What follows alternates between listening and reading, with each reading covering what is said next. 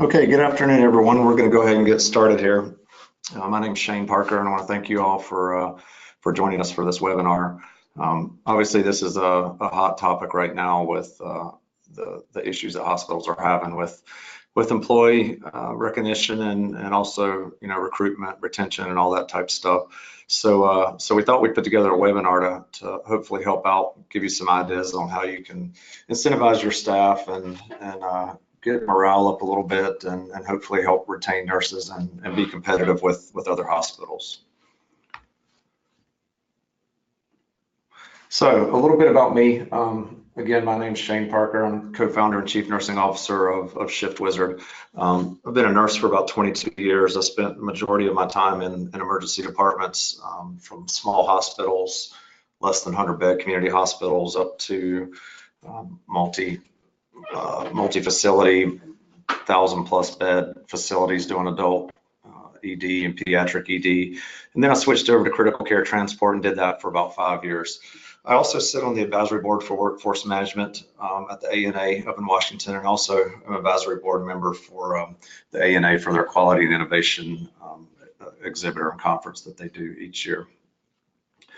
So let's talk about the learning objectives just a little bit here. So we've got 4 laid out. Number 1 is how to use incentives to encourage behavior that benefits your department, how to implement a points and rewards system, how to use non-monetary incentives to encourage nurses and staff to opt in to less desirable shifts, and then also how to develop a positive culture made of team players. So definitions, there are 2 types of incentives typically. One is a non-monetary and one is a monetary. A non-monetary is a points-based program that's designed to drive key behaviors and motivate employees and reward them for helping the organization meet their financial and cultural goals. And just keep in mind that non-monetary doesn't always mean that the reward doesn't cost anything. The difference is the definition of monetary is cash. So monetary are those incentives that you're giving out now for, say, a difficult critical needs shift or a weekend night shift that needs to be filled or whatever it may be. When you're tagging on an extra 10 or 15 bucks an hour or giving a flat fee for an 8 or 12-hour shift, that's a straight monetary type of incentive. And those are the incentives that we want to either try to get away from or reduce as much as possible to help with the organization's finance and also help with morale and recognition of employees. So what are the reasons to consider non-monetary incentives? There's several current challenges in healthcare today, and I spoke a little bit about it in the beginning with retention and recruitment. There's also, we're seeing a lot of hospitals where their premium labor is just skyrocketed because they're using a lot of overtime, they're using contract labor, and they're using those cash monetary incentives.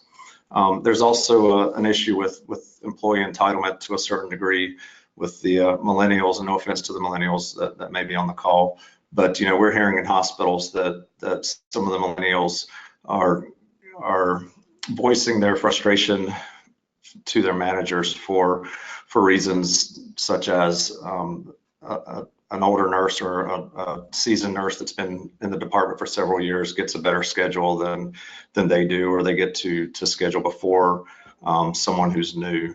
And there's also cultural issues, including feelings of being unacknowledged or unrewarded. Then there's also an issue in competitive markets and non-competitive pay rates as well. So a rewards program can help with those.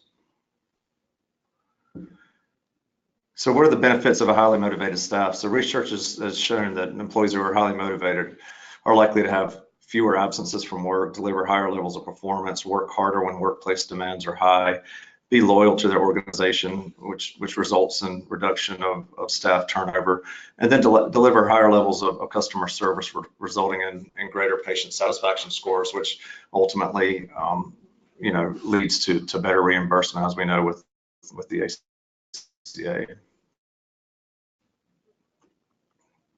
So let's talk just a little bit about the history and psychology behind incentive programs. So back in the 1700s, as far as history can tell, copper tokens were one of the first types to incentivize behavior. Retailers began giving out copper tokens to be redeemed for products. So, you know, for example, a consumer will go into a store, and based on their purchases, they would be given, you know, X number of copper tokens that could be used to come back and purchase other items. And then in the 1800s, green shield stamps came around, and these were awarded stamps for purchases to be redeemed for catalog products. And I actually remember my grandmother and my mother collecting these. The green stamps were actually used until the late 1980s. And an interesting fact is that the company boasted that it issued 3 times as many stamps as the U.S. Postal Service, which is very significant. And that customers, you know, could take these stamps and they would receive them at checkout counters of supermarkets, department stores, and such, and then they could redeem them for products in the S&H catalogs. And then we also had the box tops, Betty Crocker points that came around in the early 1930s, which I also remember those. I remember my mother cutting those off and saving those. And then as we got into the 80s, you started seeing frequent flyer programs, you know, such as the American Airlines Advantage program, you know, which allowed you to receive travel upgrades, merchandise, magazines, etc. And now there's over 50 million members on that particular program. And, you know, if you look at society today, there's a lot of incentives out there. There's a lot of points that can be earned with credit cards and hotels and flights and all that. And I was speaking to our director of client success, and, you know, she mentioned to me that she doesn't use Uber because Lyft gives her Delta miles, so she only uses Lyft, which is interesting. So then you look at incentives. So external stimuli that prompt goal-directed behavior. Psychology and healthcare industry research and years of experience show that non-cash rewards are better motivators than cash rewards. However, for participants to be both engaged and inspired, incentive rewards must be meaningful to them, and the incentive program's goals must be realistic. And, you know, basically the underlying premise here is that non-cash reward is a significant behavior motivator.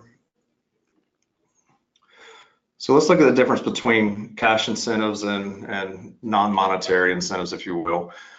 So cash incentives can be confused with total compensation. They're not an effective performance motivator. Employees are less likely to talk about cash incentives.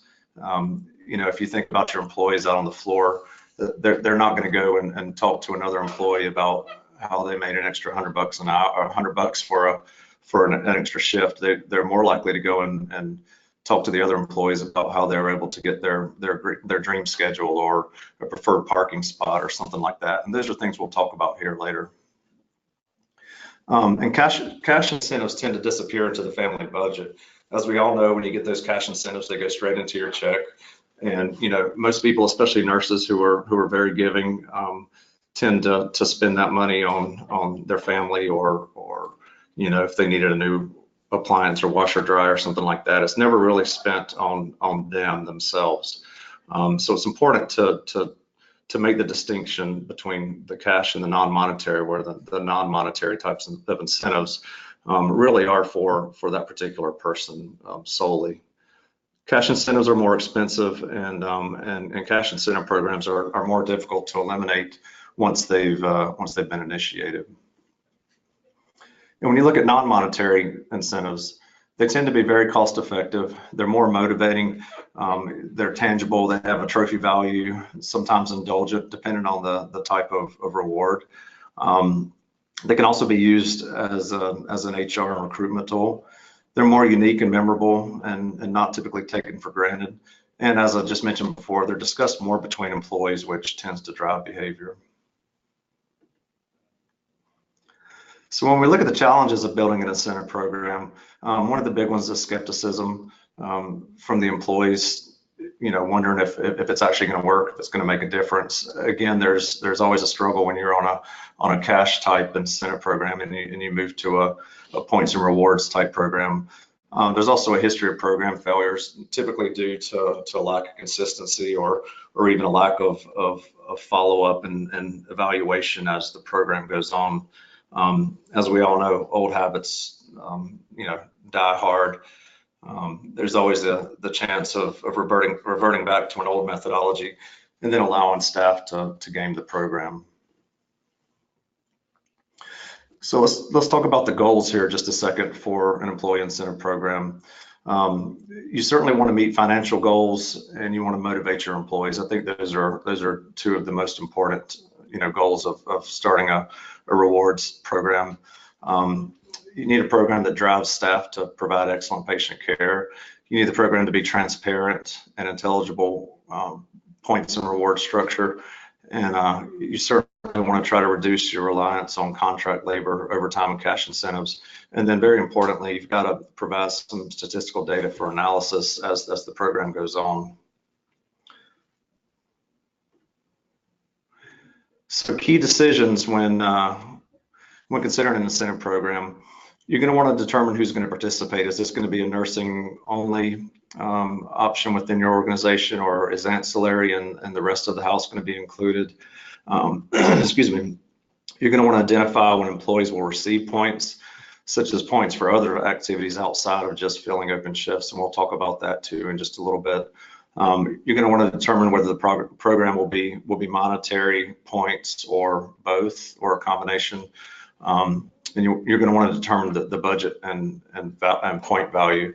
The point value is important. The sweet spot tends to be for points to dollar ratio around 10 cents per point.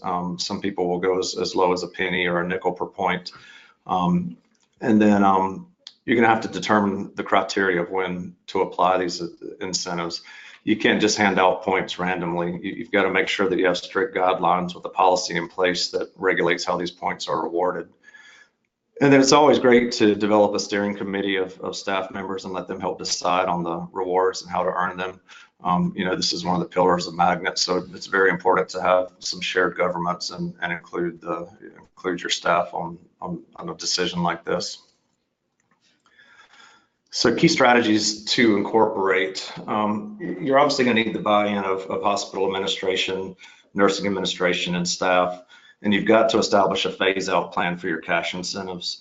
You're going to have an educational campaign to educate the staff on how points are awarded, what the value of them is, and how they're able to trade in those points for certain rewards.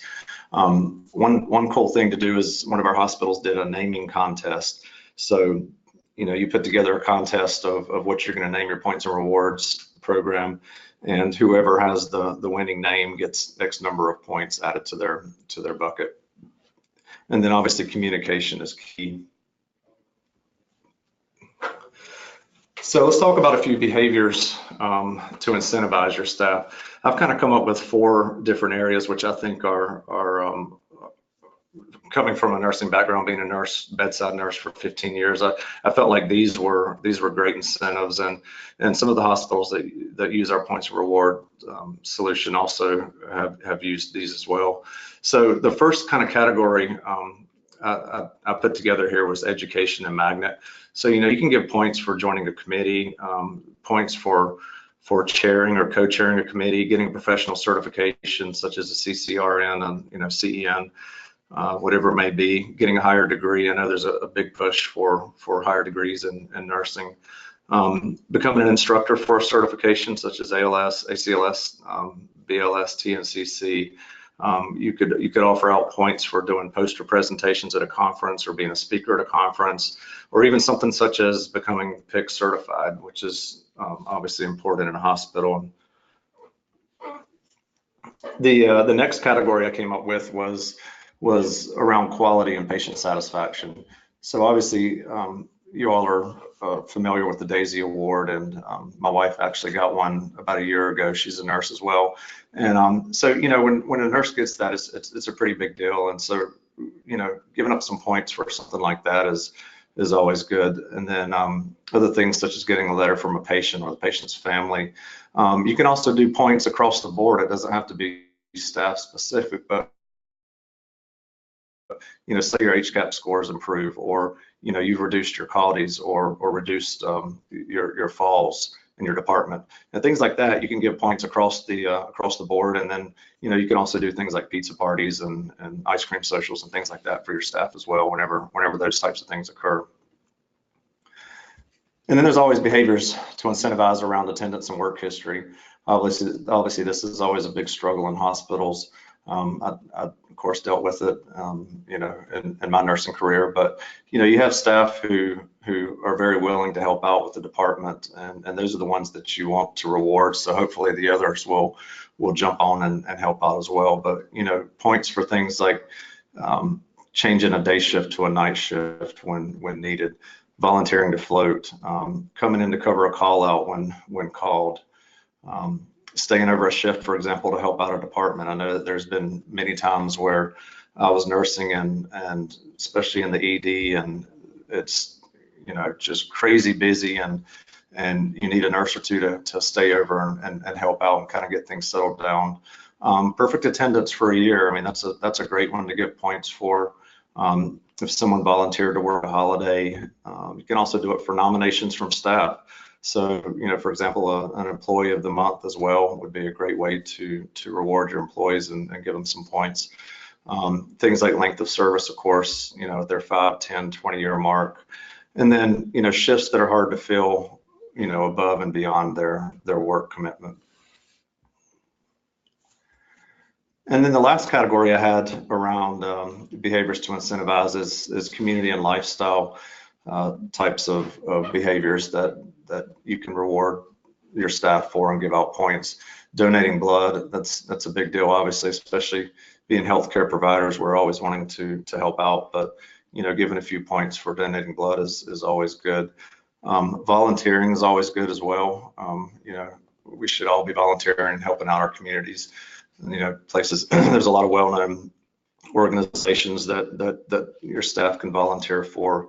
Meals on Wheels, or at a homeless shelter, Ronald McDonald House, at a children's hospital, Habitat for Humanity, a veterans organization. I have a son who goes to the Citadel and who's commissioned to the Army whenever he gets out. So, our veterans also need a lot of help, and volunteering there or a senior center is always great. You can also start a unit-wide healthy life initiative, such as a fitness competition or something like that. And then you could also start a unit-wide stop smoking initiative. And, you can give points away for, first, second, third place for competitions and things like this. So what makes a good incentive? Incentives should meet a majority of the following categories. They've got to be fun and spark interest. They've got to be employee-centered. They've got to provide for a variety of rewards and ways to earn points. You've also always have to link your rewards to performance and recognition. Again, you can't just hand out points to be handing them out. You've got to recognize not only large accomplishments, but also small accomplishments. And you've got to balance competitive reward programs with non-competitive reward programs. So 3 creative non-monetary ideas. So one of which is a no-cost reward. This doesn't cost the hospital anything in terms of dollars. It's a completely free type of reward that you can incentivize your staff for. One of the big ones one of our hospitals uses is request your dream schedule. So trade in X number of points and you get to be the first person to go in and request your dream schedule. As you can see there's a little image here of somebody that chose Tuesday, Wednesday, Thursday schedule for the next 4 weeks or 5 weeks.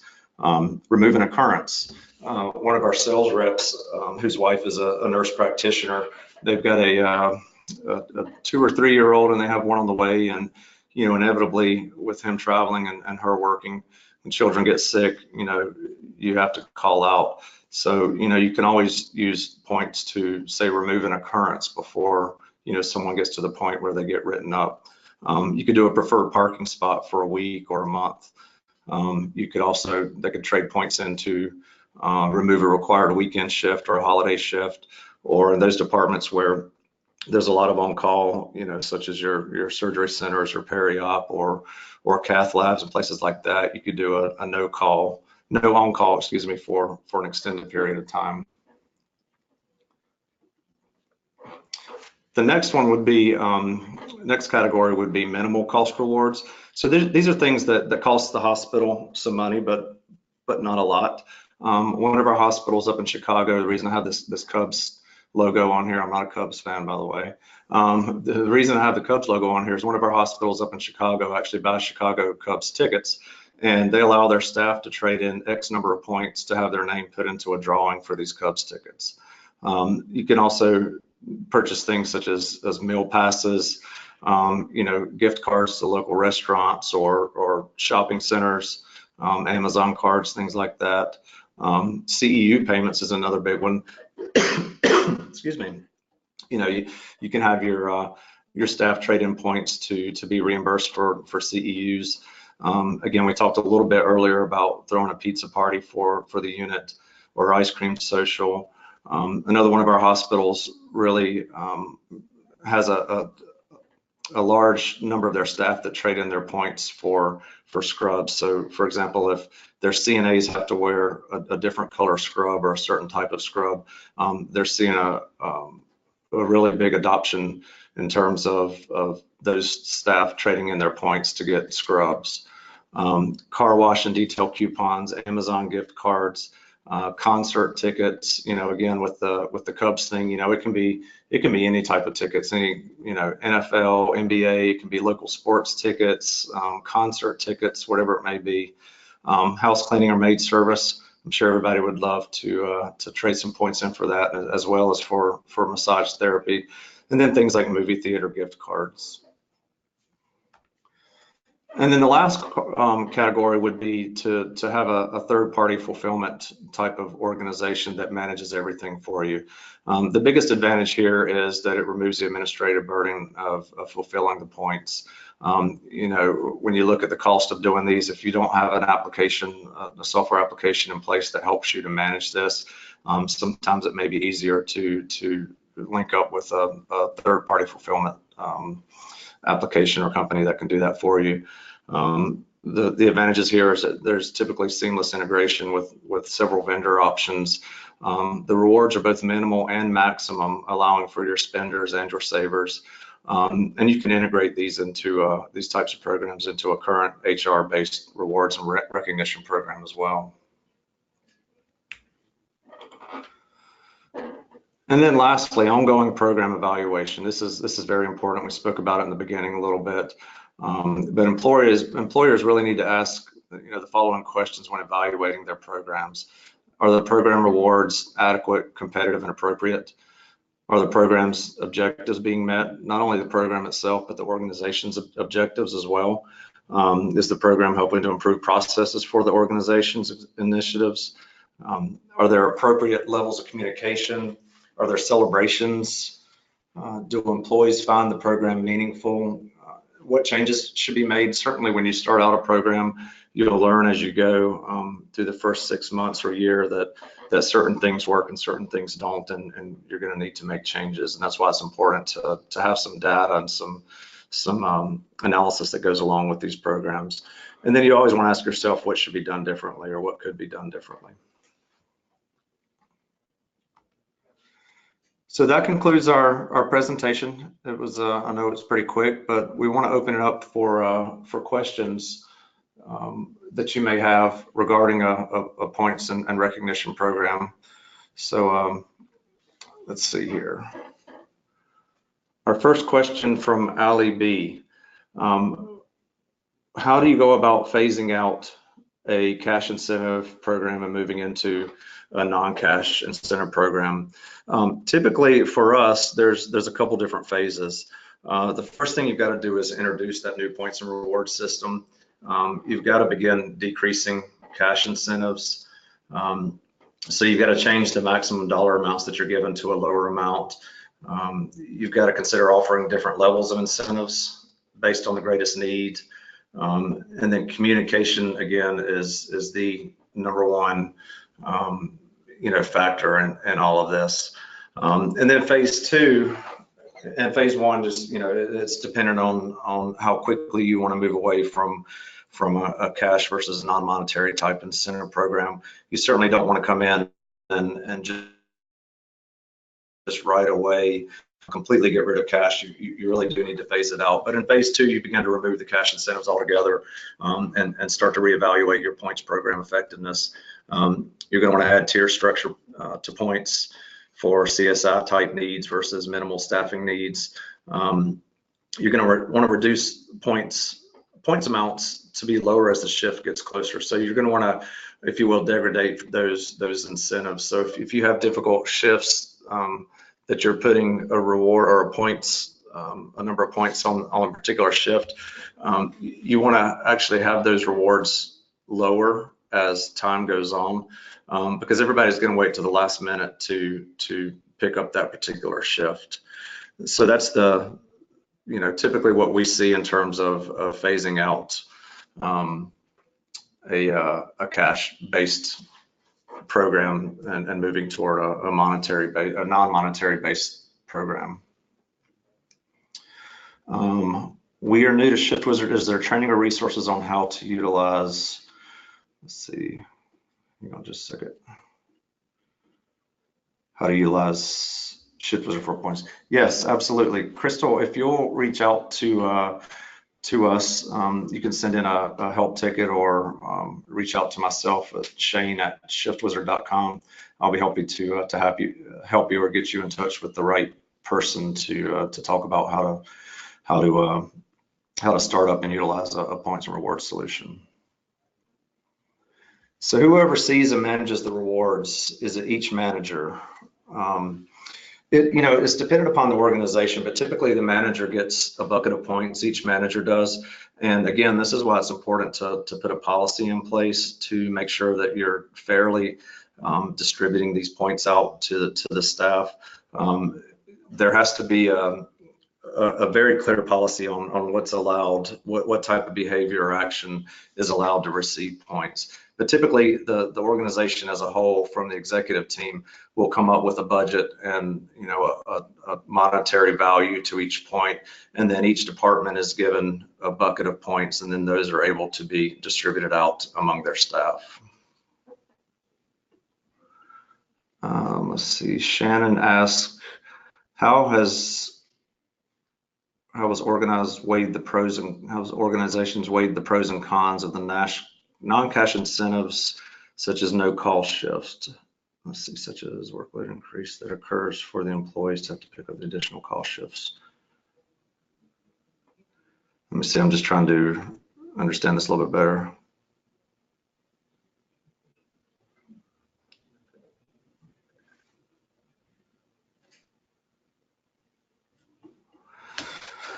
I think if I'm reading this correctly, you're asking how organizations weighed the pros and cons of non-cash incentives, such as no-call shifts. That's a good question. I don't know that I have an answer to that one. I would have to reach out to one of our organizations that's using our points and rewards solution. And then there's a second part to this, such as workload increase that occurs for the other employees that have to pick up the additional call shifts. Okay, I got you. Okay, so yeah, I see what you're saying now. So basically, how does an organization manage, for example, when someone's supposed to be on call and they use their points to take away a call? How does the rest of the staff or the manager manage that now open call? Again, that's a good question, Shanna. If you want to send me an email, again, with my email, Shane@shiftwizard.com, I will reach out to one of our organizations that's using a points-based system and see how they manage that type of situation.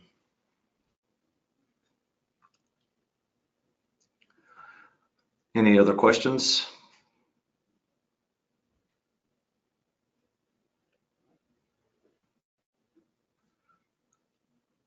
Okay, well, we're going to wrap up the webinar and give you back a little bit of your time here. If you do have additional questions, again, please don't hesitate to reach out to us. Again, my email is Shane@shiftwizard.com. Feel free to shoot me an email if something comes up. We'll also be sending out, within the next few days, we'll send out a copy of this presentation as well. And we'll hopefully talk to you soon. And Olga said, nice webinar. Thank you, Olga. Appreciate it. Glad you joined us.